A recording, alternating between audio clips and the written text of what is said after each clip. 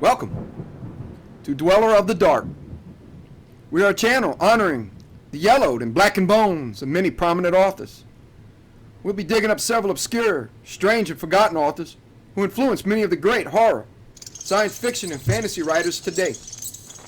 Comment below if you like. If you have authors that you'd like to see recognized, list them in the comments or contact our author page. Subscribe for more tales of the horrifying, obscure, strange, and forgotten. We'll have quite a collection climbing out of the tombs. If you like any of our tales, crush or cut the like button below. Check out our other stories on YouTube and our websites. Facebook, Jeffrey LeBlanc Horror Writer. Official website, jeffreyleblanc.com. On Amazon and Twitter. We received quite the stir in our tomb recently. We were honored with a verification by the Horror Writers Association. It was for wolves, wings, and other things. We're keeping our claws crossed and are breaking a wishbone of 3 in the hope for further advancement. Hopefully, we get to howl at the moon if we win. In the meantime, we'll keep slithering on to new novels and quite a few new stories for the channel and collections. Tonight, we bring back that master of horror and suspense, Robert Albert Bloch. Too many great horror writers owe this immortal their careers. More importantly for this writer, he's kind of a from-the-grave mentor. Bloch was a fiction writer with a diverse array of stories in crime, horror, fantasy, and science fiction. He is best known as the writer of Psycho that led to Alfred Hitchcock's masterpiece. Many great tales on Rod Serling's Night Gallery, weird tales, strange stories, and others. Our personal favorite is The Hammer horror film classic, The House That Dripped Blood. Horror and comedy were his trademark. Robert Bloch's fondness for humor and horror was evident in puns. It can be seen in the titles of his story collections such as Tales in a Jugular Vein, Such Stuff as Screams Are Made Of, and Out of the Mouth of Graves. And of course, there's the classic Bloch favorite line that tickles our funny bone. I have the heart of a child. I keep it in a jar on my shelf. There are 100 of Bloch's short stories and over 30 novels.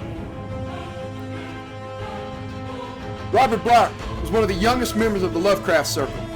He corresponded often with H.P. Lovecraft and then began his professional writing career after high school graduation at the age of 17. He was a protege of H.P. Lovecraft, who was the first to seriously encourage Bloch's talent. Robert Bloch won numerous awards in writing. He won the Hugo Award for That Hellbound Train, the Bram Stoker Award, and the World Fantasy Award. Bloch served a term as president of the Mystery Writers of America in 1970.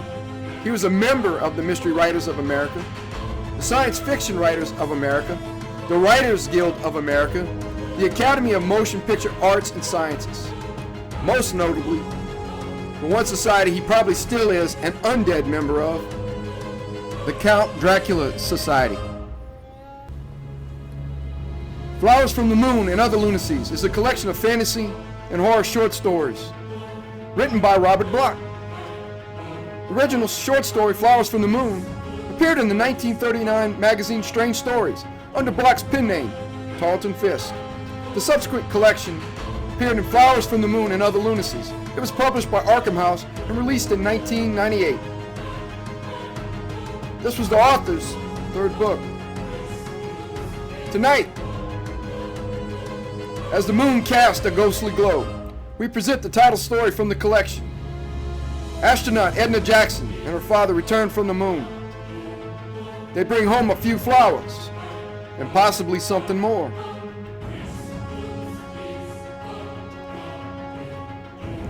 What could be the harm in a few flowers? Will their scent cause you to howl at the moon? Flowers from the Moon by Robert Bloch. Quote, the hands were claws, and the body was furry and shaggy. 1 minute, there was nothing in the clear blue depths of the sky. The next, Streaking across the far horizon like a silver comet, the great ship appeared, roaring down to earth. With anxious eyes, I watched it fall as the roaring intensified. With a sense of relief, I heard the sound diminish, even as the speed of the dropping spaceship diminished. They had shut off the propulsion successfully. The last danger had passed. Now the vessel seemed to drift toward Earth. I ran back to my car, raced the motor, and shot down the road toward the west. The ship would land in the plain about 3 miles distant. I calculated. As I sped toward the spot, my eyes scanned the silver hull, and I sighed with relief as I noted that it seemed undented, unblemished. Cars behind me hooted horns. Well, the reporters were here too. I pressed my foot down hard and shot up to 80, then 90. Ahead of me, the ship was purring to rest, easing gently down upon the smooth turf of a meadow. It landed. I put on the brakes, and the car screeched to a halt. Then, with my heart thumping and thundering in my chest, I ran across the grass toward the ship, toward the silver door. "Edna," I murmured. "Edna!" Of course, my voice could not be heard through the insulated dura-aluminum walls of the spaceship, but it was almost magic to see the door slowly open in response to my cry, and it was magic when she stepped into the doorway, lovelier than the images of my dreams during the past 2 months. She hesitated, blinking in the sun that flamed through her auburn hair, gazed at the ground 6 feet beneath the base of the doorway.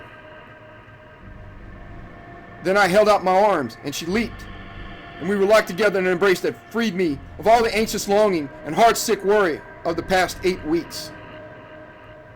"Edna, you're safe, alive," I whispered tenderly. "Oh, Terry, I knew you'd find us. Your father, Charles, the captain, are they all right?" Her blue eyes clouded in momentary confusion. "Yes," she whispered, "but..." The sentence was never finished. The reporters were on us, literally on us from all sides. The cars straggled in, cameras clicked. "Sorry, Miss Jackson? Picture?" "Hold it, please. Your father's safe? Get to the moon? Miss Jackson? Gonna marry this young man?" Edna's white hands tugged at my shoulder. "Terry, do something. Let father and the others get away from these men. They're too tired to talk now. And besides, Charles isn't well." For answer, I fought my way through the struggling swarm of reporters and climbed into my car. Deliberately, I wheeled around and drove straight at the babbling horde. The reporters scattered as I skidded to a stop directly under the ship's doorway. By this time, a rope ladder had been let down from the ship, and now Professor Jackson appeared. His tired eyes blinked nervously, and one hand went to his white head as he took in the scene. He descended the ladder and seated himself in the car. Then the captain appeared. Not the fat Captain Zurich I remembered, but a thinner, haggard-looking man. He carried a great satchel in one hand. He paused in the doorway to shout into the depths of the ship. He scowled, then slowly descended. Halfway down, he paused again and reached up to shut the door, but the door opened. A figure appeared then. It was Charles DeVoe, my rival. Charles the suave, Charles the laughing, the debonair, the black-haired, sleek, handsome scientist. So, I remembered Charles. This man was different, horribly different. His face was dead white, and his black hair bristled down almost to his eyebrows. His features seemed oddly altered. The shadows of the sun seemed to have lengthened his nose and chin. His hands went to his face, and they seemed thin as claws. And when the hands came away, I saw his red eyes. They glared, and his mouth grinned. That mouth, it hung open, working, a crimson maw of drooling imbecility. Charles DeVoe was mad. The captain looked up. "Go back," he shouted. "Charles, go back." Charles opened his mouth and snarled. I have never heard such a sound from a human throat. The yelling reporters quieted about the car, and then Charles came down. He didn't climb down, he leaped. "What's wrong with him?" shouted an excited little man who climbed on the running board as the captain took his seat. "Hey buddy, what's the matter?" Charles leaped and landed, not on the running board, but on the shoulders of the little man. With a sound I can only describe as a growl, Charles bore the small reporter, screaming, to the ground. His hands clawed at the little man's throat, and his mouth gaped open. And then he snarled, put his mouth to the reporter's throat, and bit. Edna was shuddering at my side, and the professor was screaming something in a high, hysterical voice. The reporters were tugging at Charles, pulling him away. I tried to free myself, but Edna clung to me, sobbing. The captain acted. With a single gesture, he pulled out a revolver and fired. There was a moan, and Charles fell backward, hands clawing the air. Fell backward from the bleeding horror of the little man's torn neck. And then the captain heaved the crumpled figure of Charles into the car and snapped, "Drive, Terry! Drive like hell!" I did. We were safe at last in the laboratory, safe from the screaming headlines. Jackson returns from moon. Jackson's daughter returns from moon voyage to wed. Madman in Jackson's lunar party attacks reporter. We were safe in the laboratory, and Captain Zurich had gone back to remove the party's effects from the spaceship. The professor and Edna sat beside me in the room, while upstairs Charles DeVoe tossed and moaned with a bullet through his shoulder. "Tell me," Professor Jackson began, "have you kept the charts?" I nodded, a bit ruefully, I must confess. It was something of a sore point with me. Those charts and records of the voyage I had astronomically recorded while they were away. It dated back 5 years ago to my college days, when I worked with the professor in his laboratory, became his intimate, and then his assistant. During those years, I met and learned to love his daughter Edna, and during those years in my life, like his own, was centered about his plans for a voyage to the moon. We had gone over the construction of the vessel together. Then, Dr. Charles DeVoe had come as assistant. He designed the actual spaceship while I plotted the course by astronomy. Edna had helped me, and we had all worked with but a single goal for years: the voyage to the moon and return.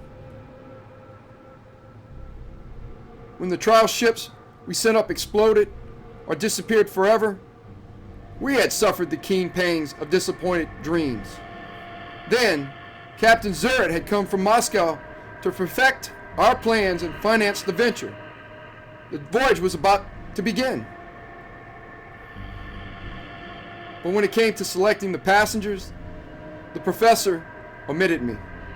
The captain, Charles DeVoe, Edna, and himself had gone.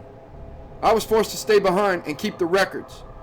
A bookkeeper of astronomy, I reflected bitterly. Up there in the solar blue, my future bride rode with my nearest rival, while I could not share her perils. It had been a bitter pill for me to swallow, to wait, to gaze each night in agony at the cold moon, wondering where she was, whether I'd ever hold her in my arms again. It was hell on earth, those 8 anxious weeks. The papers had scoffed, called us all mad for our scheme, despite the validity of our plans we gave them. That had added to my worries. Was it, after all, an impossible scheme? I wondered through sleepless nights. But now they had returned. There were 1,000 questions I must ask. What had they found? Was there life on the moon, as the professor had always staunchly maintained? What was the temperature, the nature of the soil, the effect of gravity? And what had made a drooling madman out of Charles DeVoe? I asked those questions now, and the professor answered, while Edna sat at my side, her eyes alight with a strange, unspoken fear. The voyage had been calm enough as planned. Captain Zur had handled the ship nicely. The propulsion devices had worked smoothly. The insulation had been perfect and the air conditioning sound. Food capsule supplies had held out. The speed had been calculated properly. The automatic direction steering had proved practical. The actual voyage took a little over 3 weeks each way. It spent 4 days actually on the surface of the moon. The figures, exact detailed reports, were all here. The instruments were to be unlocked and their findings checked and recorded. The voyage had proved a brilliant success. But why was Professor Jackson so haggard? Why did his hands tremble so when he spoke of the voyage home? Why didn't he begin with his old-time enthusiasm to recount the story of his days on the moon? Why did Edna draw closer to me as though in fear? These questions flashed through my brain. What's your actual experiences on the moon, Professor? I asked. What did you bring back with you? Terry, I'd rather not go into that just yet. I'm tired, my boy. The professor's words came too hastily. Don't ask about that, dear.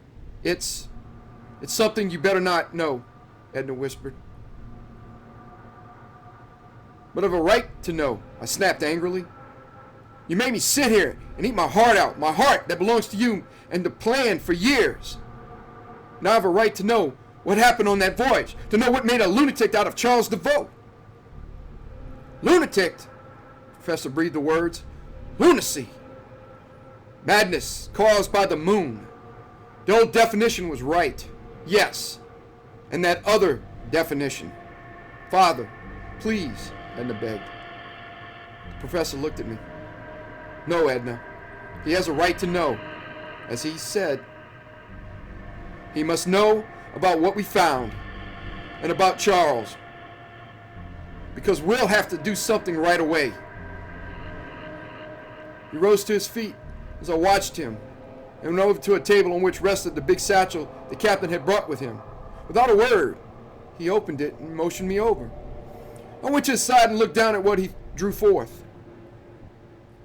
His hands were filled with flowers, white, orchid-like flowers, waxen as the face of death, and lovely as pearls.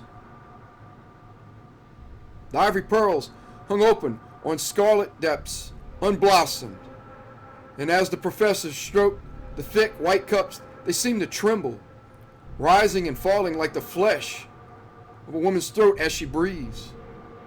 And they were lovely, lovely past all imagining. We brought these back to Earth, the professor said. We found them on the second day when we descended into the crater. We had seen no life in the barren soil, but we descended into this deep crater and found them growing at the bottom, near the mouths of the caves. I listened but scarcely heard, so intently was I studying the white and scarlet blossoms. We plucked them. Charles carried them back with him, and he put them away. His voice sounded from a great distance. We didn't know then, but that night, as they lay on a shelf in the ship, we had the dreams, and we heard the howling. Waking, I realized for the first time that these flowers had a scent. A scent! Abruptly, I jerked myself into awareness. That was it. That was why I couldn't hear, couldn't see. The flowers had a scent. It was a scent so subtle, so delicate. I had not known that I was inhaling it. and it was a scent so powerful that I could scarcely stand. It was a scent so strong that my olfactory nerves blotted out consciousness of their faculties. I could only smell, could no longer hear or see or feel. It was an indescribable scent, but terribly sweet, so sweet it hurt my eyes and throat, and burned in my brain with lovely white fire. I fought to awaken as I stood there, reeling before the strange white flowers from the moon. And then I saw once more, saw that my breath was coming in rhythm to the pulsing of the flowers. "Terry!" Edna's voice called from far away. "Wake up, Terry!" But I didn't want to awaken. I wanted to drown in that sweetness, let that scent flood my veins and surge up in white fire. My closed eyes saw waving blossoms, and I was suddenly in a deep, black pit on the surface of the moon where flowers nodded in the darkness and bent toward me, blossoming. Their hungry red mouths like the avid ruby lips of vampires. I was bending toward them. "Terry!" Edna's arms, her voice brought me to my senses. "What are these accursed things?" I gasped.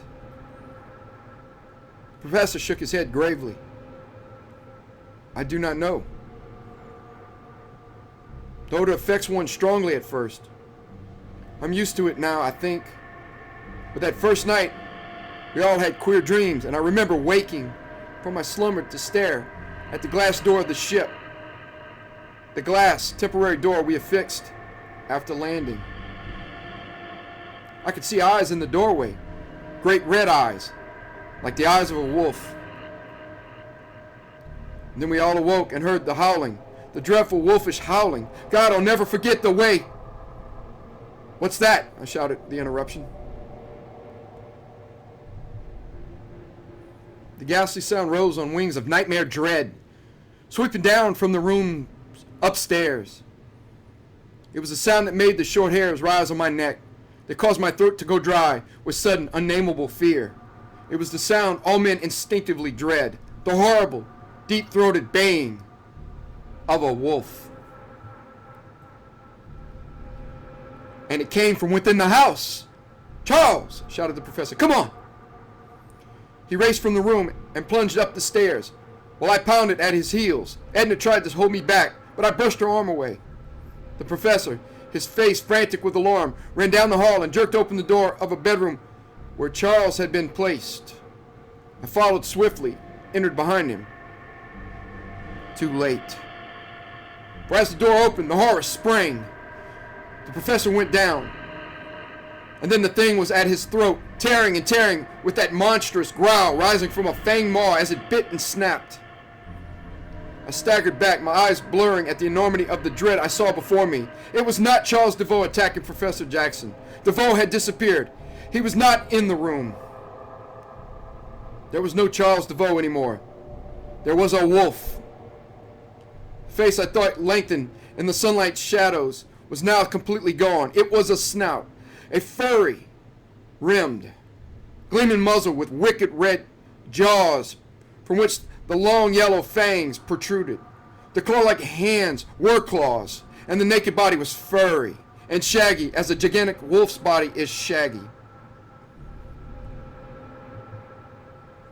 That nightmare metamorphosis had occurred. And now this thing tore at the professor's helpless throat. Then it looked up at me and snarled and sprang. I flung up my arms to shield myself from the ripping talons. One hand struck against the coarse hair of the beast's shoulder, and the lupine creature yelped with pain. My hand had touched the wolf's shoulder, where it bled from a bullet wound which Charles DeVoe had sustained. Whining with pain, the animal swerved aside and sprang past me out the door. It scuffled down the stairs, and I raced after it. Edna was in the laboratory. I sighed with relief as the thing continued on, out the open door. In my daze, I didn't realize that the horror was escaping, loosing itself on the world. Only thought was for Edna's safety. I turned back up the stairs, but it was too late. One glimpse of the falling professor, and I knew it was all over. Mercifully, I covered the torn features and hurried down the stairs. Edna, sobbing, fell into my arms. I tried to speak. "Oh, Terry." I know, she murmured. "Father's gone." And it was Charles. "Did he get away?" I nodded. And then Edna showed the stuff that she was made of. Her eyes cleared, her voice became firm. "We must act at once," she said. "Terry, you're the only one who can save us from it." I held her close. "It was my fault. I should have made Father tell you everything at the first. I will tell you now." She spoke swiftly, urgently. "Those flowers. I have a theory about them, Terry. Have you ever read those old books in Father's library? Those ones on witchcraft and demonology he collected?" I looked up, comprehending. "Yes." He was a serious student of occultism, remember? I used to argue with him as to whether there weren't actually distorted scientific truths in old superstitions and legends that strangely persisted in every age and every country. He said that perhaps these legends had a basis in truth and a scientific meaning man just hadn't learned to interpret yet. And I think he was right because of this. She paused for breath, then hurried on. "Those books speak of werewolves, remember? Legend that men sometimes alter their shape to that of beasts. Under the influence of some drugs, the books say, minds of men change. That's true. It's regularly accepted science. Opium, various narcotics do that to your mind. They are made from flowers, remember?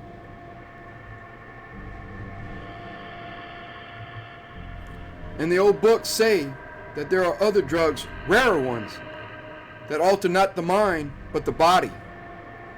They say that in certain valleys of the Orient, where the moon shines always, there grows a curious white flower, which blossoms under the full moon. The books say that those who breathe the scent of this flower change their bodies and become wolves, werewolves. Only a silver bullet slays them. Once they breathe the scent of these strange, rare flowers that legends say grow from seeds that drift in space, seeds that come from the moon. When she paused for breath, I spoke hesitantly. You mean that? Yes, Terry. Don't you see? And those other medical theories of olden days about lunatics, people who go mad when the moon is full. The moon influenced their minds, those ancient savants believed. The moon is a strange thing, Terry. It's a weird world that controls much on Earth. It affects our tides, influences our seasons. Why not our minds? The old faiths that worship the moon were aware of long forgotten truths. These white flowers that grow on the moon, you smelled them, and you know what happened to your own mind. It's true. But Charles DeVoe, what did he do?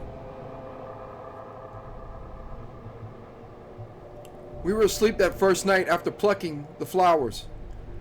Their scent filled the ship, although we didn't know it then. And the howling awoke Father. He saw the wolf outside. It howled.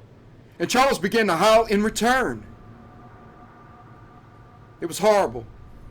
Father and Captain Zurich knew at once that he had gone mad somehow.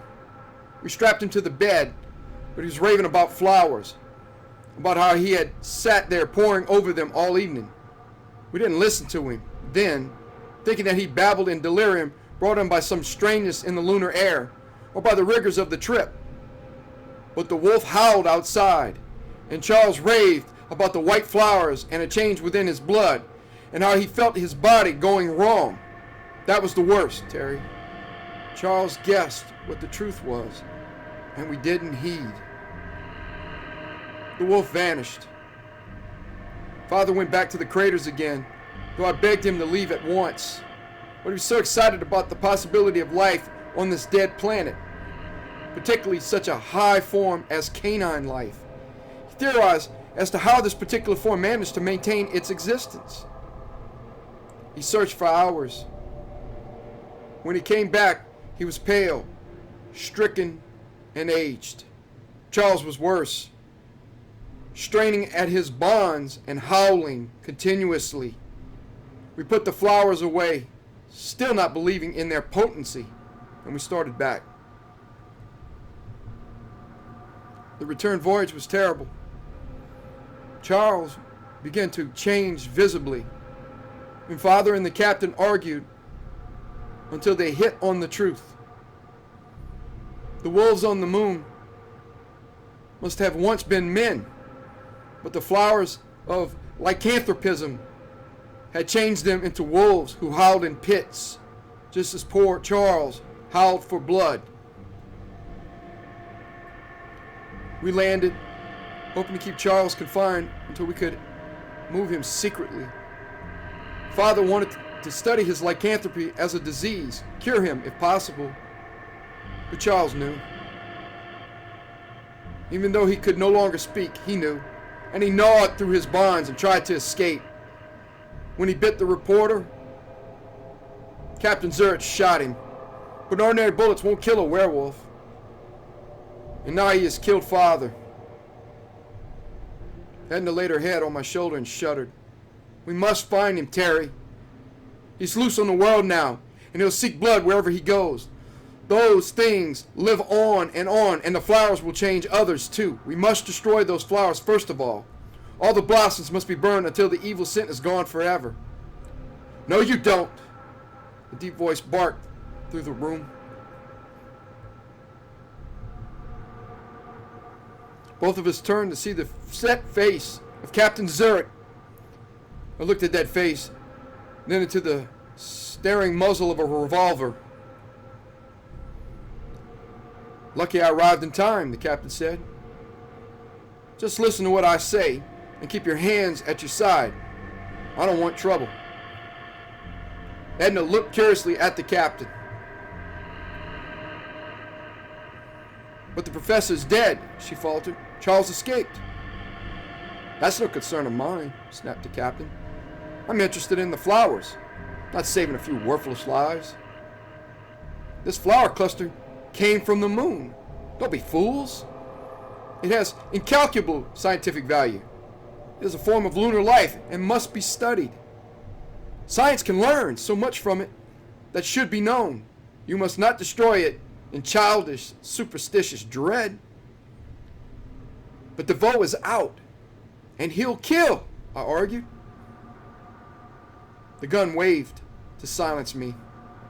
Stop talking like a schoolboy. What if he is? He'll be captured in due time and captured alive, too. He must be studied now as well. You're mad, I shouted. Crazy, a fanatic. Science or no science, there's a horror in these blossoms that must be destroyed to save humanity. His bite will kill many, but it will merely infect others like rabies from a dog. It will work in their blood until they too become living dead animals that raven to kill. The world will be filled with snarling horrors, werewolves. They'll destroy all men. You saw what happened on the moon. It can happen here. Whole cities of baying wolves howling at the moon.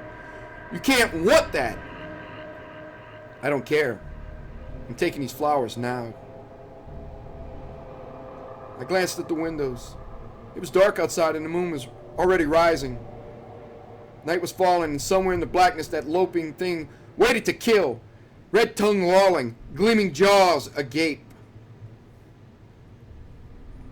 The papers from the ship, the instruments, I asked, stalling for time to think. I brought them here, said Captain Zurich. They're safe in the house. All your precious secrets. The vessel's been checked too. You'll find it in readiness for a return voyage, if you like. That doesn't interest me. I stalled off the reporters and the police about the shooting this afternoon. They won't be around till morning. I didn't want anything to hinder my plans. These plans leave with me tonight for Moscow. I shall study them at my leisure with my own staff. Edna moved away, but the captain saw her. Don't try anything foolish, girl. I'll shoot you without hesitating, I assure you. Now, I'll take the flowers and go. He scooped them up from the table. For a moment, one great hand clutched the mass of white, evil blossoms. His nostrils flared as he inhaled the cloying scent. His eyes narrowed. Exquisite, he murmured, half to himself. They bring me dreams. I dreamed on the voyage back, dreamed of them. Now they shall be mine. Their perfume mine to breathe. I shall inhale all beauty and all strangeness. He's mad, Edna whispered to me. He's mad. The story is insane. He doesn't want the flowers for scientific reasons, but because they've begun to bewitch him. The sin is starting to change him, as it did poor Charles. He'll become a... He is, I hissed. And he was. In the wan twilight, I could see it. The evil fingers of moonlight clawed at the windows, then entered in a long, bony webs of luminance. They seemed to strike at the blossoms in the captain's hands, and a white fire blazed forth. The odor, that unhallowed effluvium, seemed to strengthen in the lunar rays. I could not shut my nostrils to the increasing scent, the sorcerous scent that rose from my breath to my brain. The captain held the flowers, and I could see him change now. His nose was a snout, and his eyes were red. Faint hair bristled on his face, coarsened in his beard, and on the shadowed neck. His arms were long. He inhaled deeply, holding the gun steadily enough. Yes, it was true! He must have succumbed later than Charles. His stronger will had resisted longer, but now the flowers were winning. The wolf taint was in his blood, his lungs, his flesh. His shoulders slumped as he turned away. I'm going now, he mumbled. And it was dreadful to hear his deepened voice, his growling, slurring tones. You can go out and catch your werewolf whenever you please. I shan't care. My plane leaves at once. He left the room, stooping in a monstrous way. Wondered how long it would take for the change to be completed. How soon he would howl like a thing of darkness in the night. And how soon the world would howl with him, a nightmare world of shaggy wolves that tore away at the throats of all humanity and plunged Earth into a barren horror akin to the shining moon above. Edna, we have to stop him. She nodded. Together, we ran out into the hall toward the open door, and there in the garden twilight, we saw him running across the lawn. The night was still, but a faint breeze stirred, and on it was the strong, almost overpowering scent of the lycanthropic moonflowers. The vine trailed from the hands of the mad captain as he sped away. It filled the garden as the moonlight filled it. Under a full moon, the full scent rose in a world of white light, white perfume, white horror. Even as he crossed the lawn, the captain's body seemed to change. His coat sloughed off him. His form bent closer to the ground. His hands holding the blossoms were dark and hairy. Moonlight performed a dreadful acceleration of his condition. The scent was so strong that Edna reeled in faintness beside me. I smelled that damnable odor everywhere. Another smelled it. A long howl sounded from the bordering bushes near the walk. It was Charles. He had waited there, drawn back to the house by the scent of those maddening, evil-scented moon blossoms. The captain turned halfway. Charles saw him. Crept from the bushes, shaggy body crouching close to the ground. The captain held up one hand as though to shield himself, and the blossoms glistened slickly in the pale moonlight. Then Charles leaped forward. The wolf head dipped. Raking talons hurled the captain to the ground. With a triumphant baying, the wolf was at his throat. And The captain bayed back. "Terry," Edna moaned, clinging to me. There before our eyes, two wolves fought and snarled in the moonlight, fighting with fang and claw, leaping and slashing with bloody muzzles.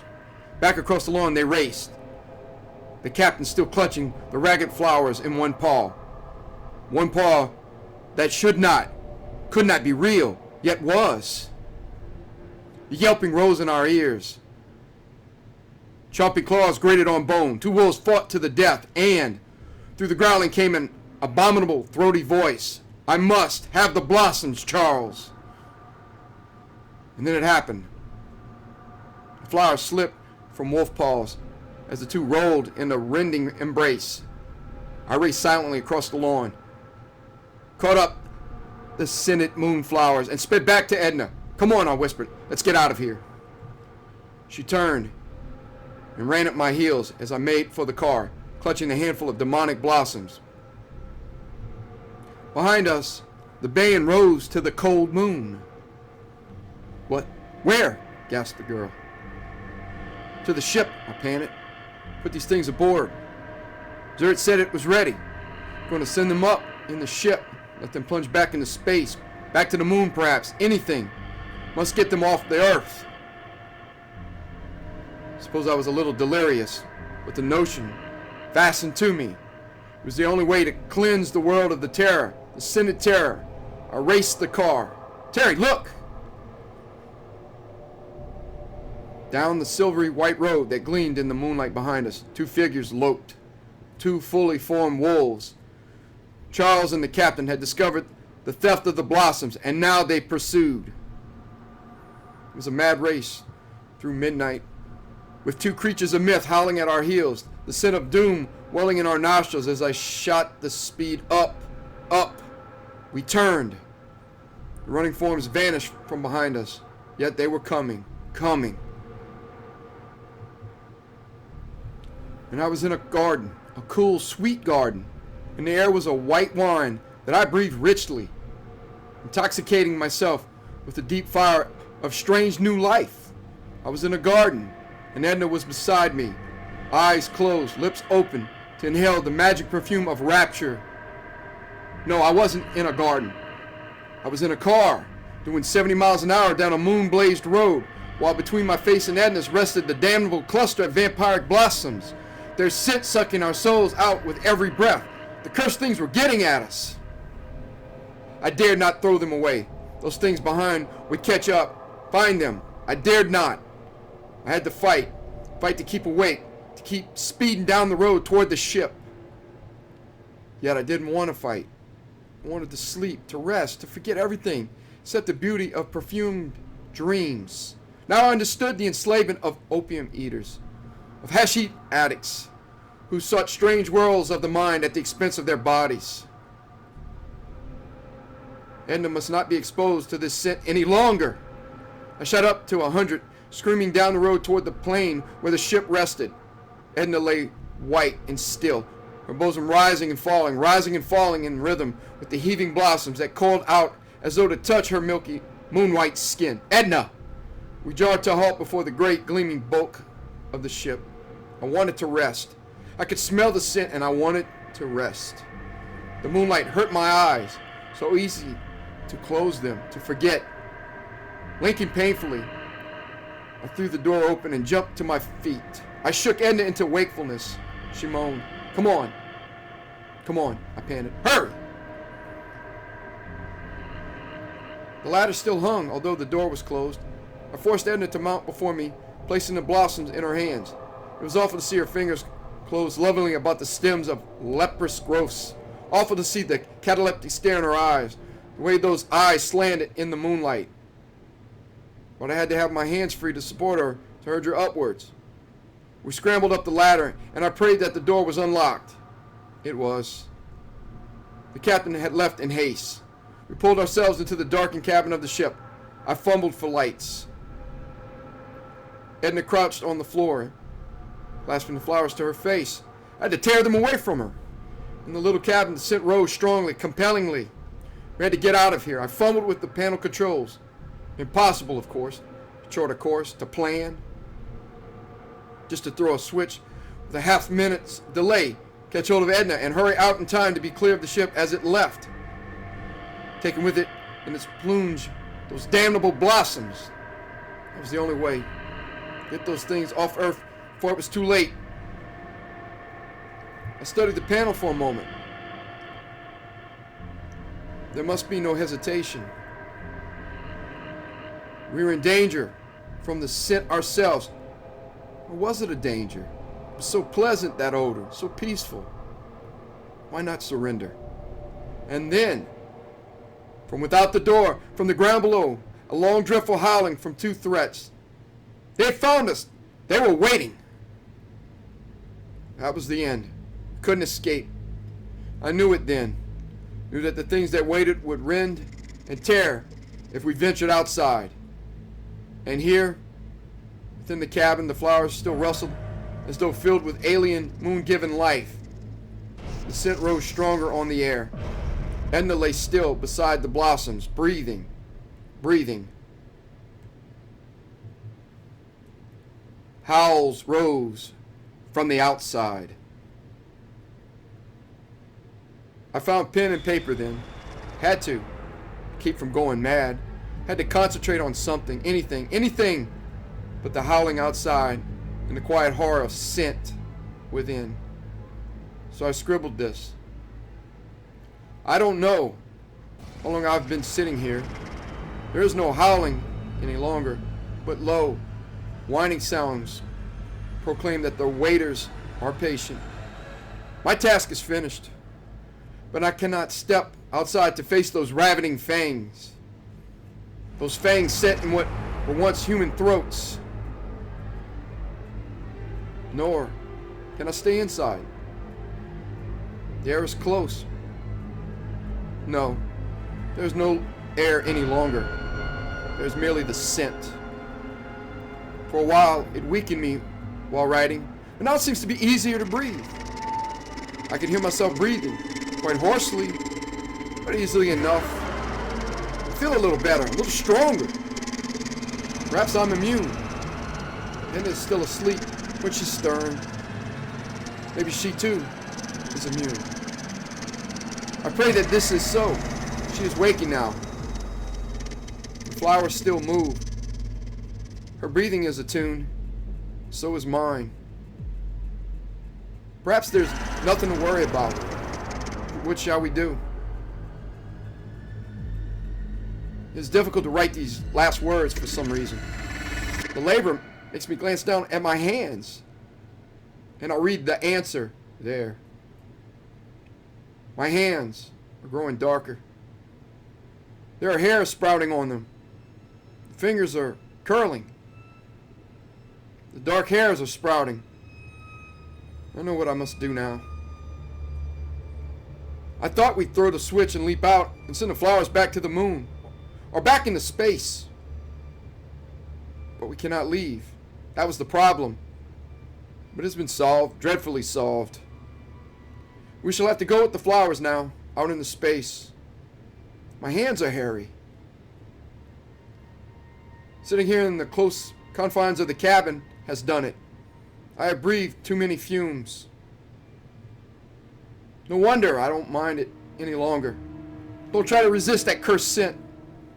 I'm changing. How soon, I wonder? Better start the ship now. Edna mustn't know. I pray to God she doesn't know. The knowledge would kill her. Just start the ship and pray she doesn't suspect it first. Good idea. If she doesn't know, then she'll trust me. She's smiling at me now, bravely. Her blue eyes, so frank, so trusting. Still she breathes in rhythm the white blossoms. I won't tell her. Because then, when I get hungry enough, why do I get hungry when I look at her now? I can approach her. She trusts me. She doesn't know what the flowers have done to me. And the pulse beat in her white neck moves up and down, and I'm hungry. When we're plunging out there in the spatial darkness, all alone, it would be too late to think of my hairy hands when I do tell her when I tell her, and take her. I will throw the switch now, throw this manuscript out of the ship. I'm hungry. That perfume from the white flowers is making me hungry. Well, there will soon be a feast. Yes, very soon. And yet, I wonder. Edna is standing at my side now, trying to read what I write. She still isn't afraid, and has just laid one hand on mine. And I see something else. There will be a feast soon out in space. Perhaps I will not be the feaster. Edna's hand is growing hairy too.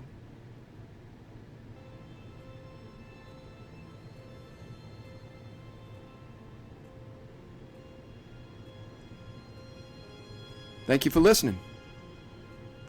Have a good night.